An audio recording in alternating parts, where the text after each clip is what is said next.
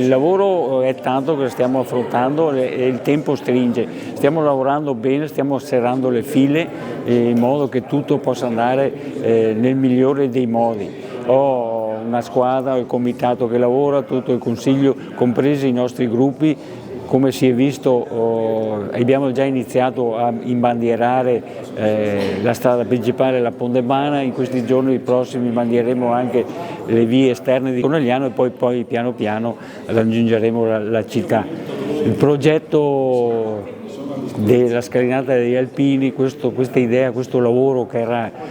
questo simbolo che vogliamo lasciare alla città è nato così, è un'idea e per fortuna grazie a tutti gli architetti, ingegneri e al nostro sponsor ufficiale, la Banca Prealpi San Biagio, i lavori stanno andando avanti e mi auguro di poterli finire, che sia finito per poter fare l'inaugurazione come ci siamo stabiliti il 24 di maggio, che è una data per noi molto significativa,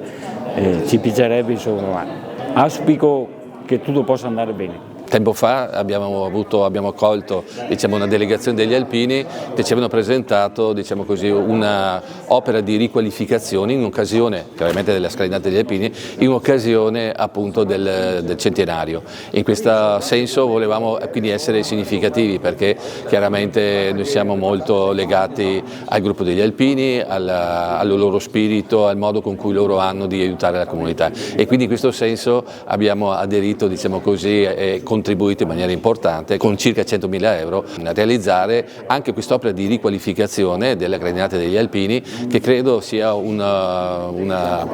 posto veramente iconico di Conegliano, no? Quindi è anche un intervento che va a migliorare una struttura che è assolutamente riconoscibile, che dà proprio a Conegliano anche la sua, il suo incontro della gente e quindi voglio dire è un